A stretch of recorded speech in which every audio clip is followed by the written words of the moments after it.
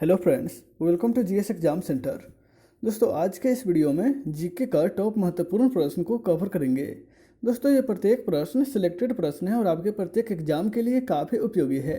दोस्तों, यदि आप बिहार दरोगा, बिहार अमीन और बिहार पुलिस से संबंधित किसी भी अन्य कंपटीशन का तैयारी कर रहे हैं तो आपके लिए ये वीडियो काफ़ी उपयोगी है। तो दोस्तों, आप इस वीडियो को बिना स्किप किए हुए अंत तक जरूर देखिए। चलते हैं इस वीडियो की तरफ, जिसका पहला प्रश्न इस प्रकार से है। आज का पहला प्रश्न है, माउंट एवरेस्ट पर चढ़ने वाली प्रथम भारतीय महिला कौन सी है।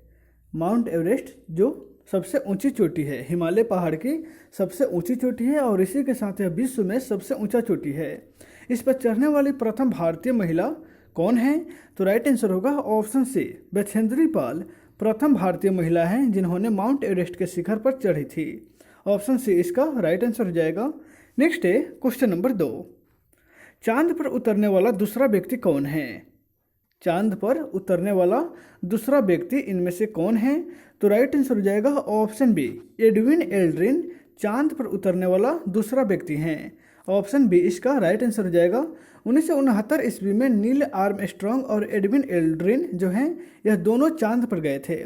सबसे पहले नील आर्मस्ट्रॉन्ग जो है वह चांद पर उतरे थे, उसके बाद एडविन एल्ड्रिन जो हैं वह दूसरे व्यक्ति हुए चांद पर उतरने वाले।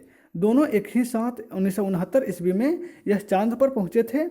नेक्स्ट है क्वेश्चन नंबर 3। भारत का फ्लाइंग सिख के नाम से किसे जाना जाता है?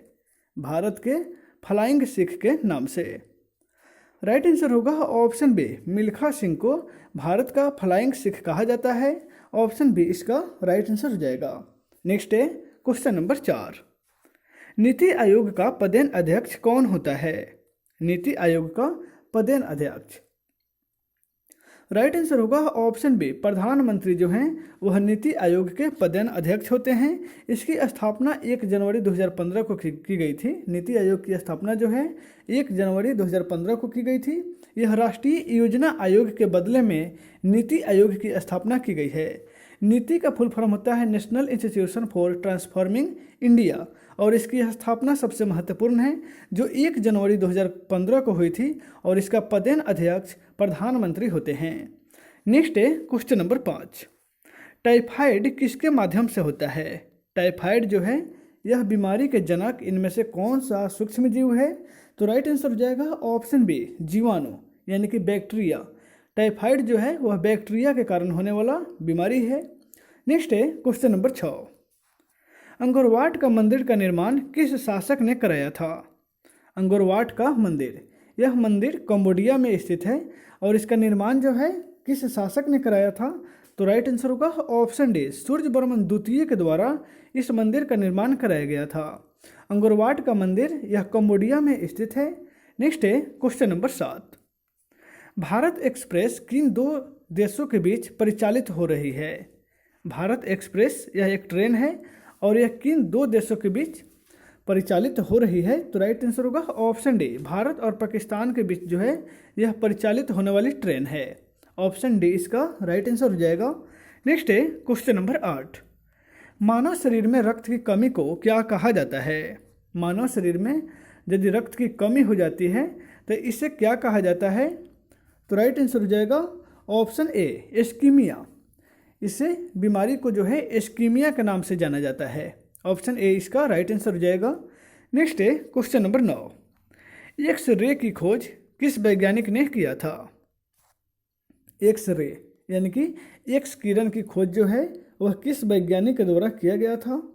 तो राइट आंसर होगा ऑप्शन सी, रोएंटजन के द्वारा एक्स किरण की खोज की गई थी। ऑप्शन सी इसका राइट आंसर हो जाएगा। नेक्स्ट है क्वेश्चन नंबर 10।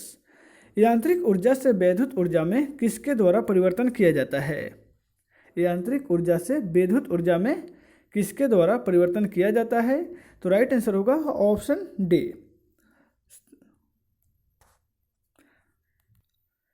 राइट आंसर होगा ऑप्शन डी, डायनेमो जो है वह यांत्रिक ऊर्जा से विद्युत ऊर्जा में रूपांतरण करता है। ऑप्शन डी इसका राइट आंसर हो जाएगा। विद्युत मोटर जो है वह विद्युत ऊर्जा को यांत्रिक ऊर्जा में रूपांतरण करता है। यहाँ पे यांत्रिक ऊर्जा से विद्युत ऊर्जा में रूपांतरण डायनेमो के द्वारा होता है। नेक्स्ट है क्वेश्चन नंबर 11। दियसलाई में किस फास्फोरस का उपयोग किया जाता है? दियासलाई जो होता है, जो हम लोग यूज करते हैं जलाने में, उसमें लाल फास्फोरस का उपयोग होता है, लाल फास्फोरस का। ऑप्शन डी इसका राइट आंसर हो जाएगा। नेक्स्ट है क्वेश्चन नंबर 12। अंतर्राष्ट्रीय चावल अनुसंधान संस्थान भारत के किस शहर में स्थित है? चावल अनुसंधान संस्थान अंतर्राष्ट्रीय है, सॉरी यहाँ पे अंतर्राष्ट्रीय है, यह किस शहर में स्थित है? तो राइट आंसर हो जाएगा ऑप्शन सी मनीला। मनीला जो है यह फिलीपींस देश में है, फिलीपींस में, यहाँ भारत में नहीं। मनीला जो है वह फिलीपींस देश में है, उसकी राजधानी का नाम है मनीला, और अंतर्राष्ट्रीय चावल अनुसंधान संस्थान जो है वह मनीला में ही स्थित है। नेक्स्ट है क्वेश्चन नंबर 13। किसे पूर्व का मैनचेस्टर के नाम से जाना जाता है? इनमें से किस शहर को पूर्व का मैनचेस्टर कहा जाता है? तो राइट आंसर हो जाएगा ऑप्शन डी अहमदाबाद।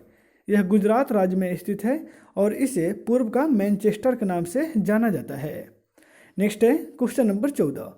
राष्ट्रपति भवन का वास्तुकार कौन है? भारत के राष्ट्रपति भवन जो है इनका वास्तुकार यानी कि इसका निर्माण किनके द्वारा किया गया है? राइट आंसर होगा ऑप्शन ए एडविन लुटियंस के द्वारा राष्ट्रपति भवन का वास्तुकार किया गया है। नेक्स्ट है क्वेश्चन नंबर 15।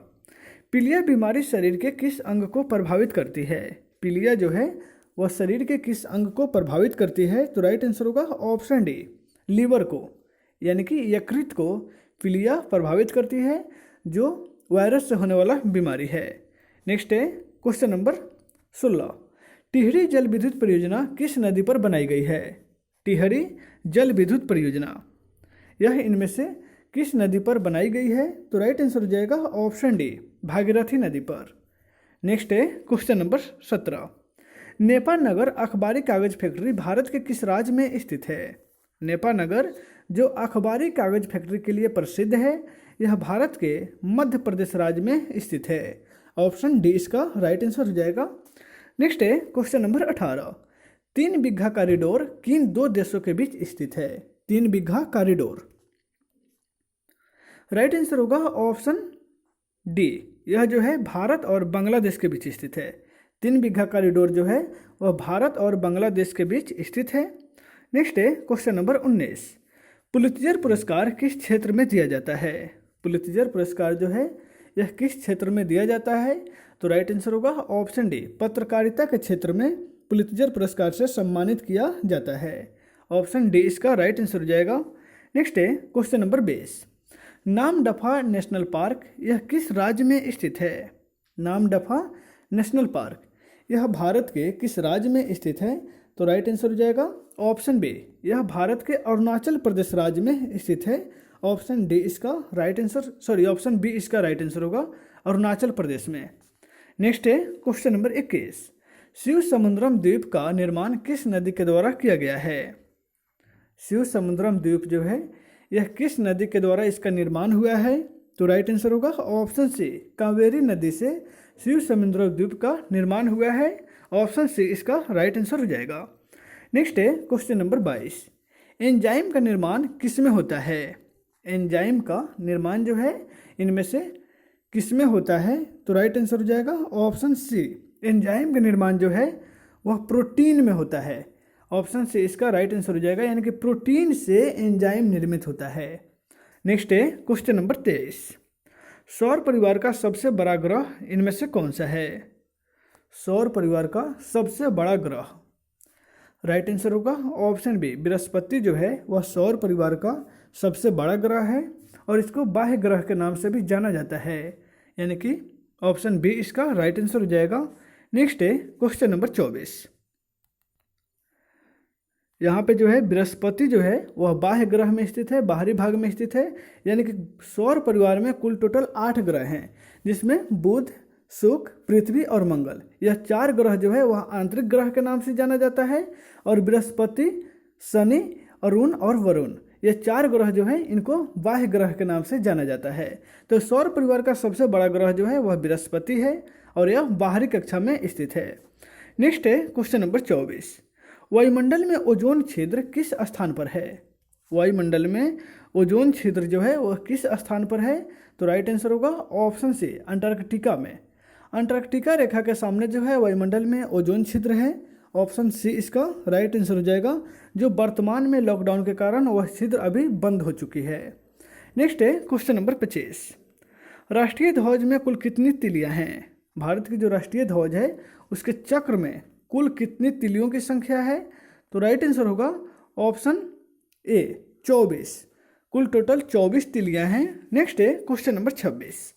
पानीपत की प्रथम लड़ाई किन दो पक्षों के बीच लड़ी गई थी? पानीपत की प्रथम लड़ाई इनमें से किन दो शासक के बीच लड़ी गई? तो राइट आंसर होगा ऑप्शन बी बाबर और इब्राहिम लोदी के बीच 1526 ईस्वी में पानीपत की प्रथम लड़ाई लड़ी गई थी, जिसमें बाबर विजयी हुआ था। नेक्स्ट है क्वेश्चन नंबर 27। आईने अकबरी नामक पुस्तक के लेखक कौन है? आईने अकबरी जो अकबर से संबंधित है, यानी कि अकबर के अकबरनामा है, और इसकी रचना जो है अबुल फजल के द्वारा की गई है। ऑप्शन बी इसका राइट आंसर हो जाएगा। आईने अकबरी का अर्थ होता है अकबरनामा, और इसका रचना जो है अबुल फजल ने किया है। नेक्स्ट है क्वेश्चन नंबर 28। लोकहितवादी के नाम से इनमें से कौन प्रसिद्ध हैं? लोकहितवादी इनमें से किसे कहा जाता है? तो राइट आंसर हो जाएगा ऑप्शन बी गोपाल हरि देशमुख को लोकहितवादी के नाम से जाना जाता है, गोपाल हरि देशमुख को। नेक्स्ट है क्वेश्चन नंबर 29। शरीर ऊर्जा का मुख्य स्रोत क्या है? शरीर ऊर्जा का मुख्य स्रोत इनमें से क्या है? तो राइट आंसर हो जाएगा ऑप्शन डी कार्बोहाइड्रेट जो है वह मानव शरीर की ऊर्जा का सबसे प्रमुख स्रोत है। नेक्स्ट है क्वेश्चन नंबर 23। बंगाल का प्रथम गवर्नर जनरल कौन था? बंगाल का प्रथम गवर्नर जनरल राइट आंसर होगा ऑप्शन बी वारेन हेस्टिंग्स जो है वह बंगाल का प्रथम गवर्नर जनरल था। ऑप्शन बी इसका राइट आंसर हो जाएगा। नेक्स्ट है क्वेश्चन नंबर 31। बाबर की मृत्यु कहाँ हुई थी? बाबर की मृत्यु जो है वह कहाँ पर हुई थी? तो राइट आंसर होगा ऑप्शन सी आगरा में। ध्यान रखिएगा, बाबर की मृत्यु जो है आगरा में हुई थी, लेकिन उसके मर्जी के अनुसार उसको काबुल में दफनाया गया। उसको काबुल में दफनाया गया था, लेकिन उसकी मृत्यु जो है वह आगरा में ही हुई थी। नेक्स्ट है क्वेश्चन नंबर 32। भारत के प्रथम सूफी संत कौन हैं? भारत के प्रथम सूफी संत इनमें से कौन हैं? तो राइट आंसर होगा ऑप्शन ए ख्वाजा मोइनुद्दीन चिश्ती भारत के प्रथम सूफी संत हैं। ऑप्शन ए इसका राइट आंसर हो जाएगा। नेक्स्ट है क्वेश्चन नंबर 33। भारतीय राष्ट्रीय कांग्रेस के प्रथम अधिवेशन में कुल कितने सदस्यों ने सम्मेलन में भाग लिया था? भारतीय राष्ट्रीय कांग्रेस के प्रथम अधिवेशन कब हुआ था? तो 1885 में ही मुंबई में हुआ था, और उसमें कुल कितने सदस्यों ने भाग लिया?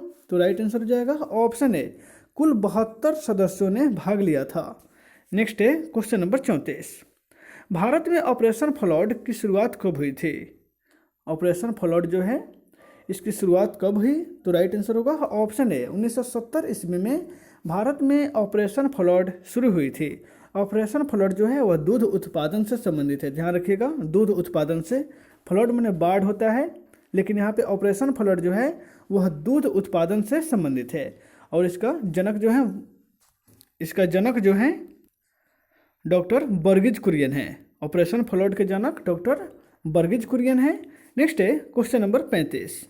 ऑपरेशन फ्लड का संबंध किस क्षेत्र से है? ऑपरेशन फ्लड का संबंध जो है वह दूध उत्पादन से है। अभी हाल ही में बताया कि ऑपरेशन फ्लड का संबंध दूध उत्पादन से है। नेक्स्ट है क्वेश्चन नंबर 36। श्वेत क्रांति के जनक कौन है? श्वेत क्रांति के जनक तो राइट आंसर होगा ऑप्शन सी। यहाँ पे वर्गीज कुरियन जो है डॉक्टर बीजी कुरियन के नाम से इनको जाना जाता है। वर्गीज कुरियन जो श्वेत क्रांति के जनक हैं, यानी कि दूध उत्पादन से संबंधित जो ऑपरेशन फ्लड आया था उन्हीं का जनक हैं डॉक्टर बीजी कुरियन। ऑप्शन सी इसका राइट आंसर हो जाएगा।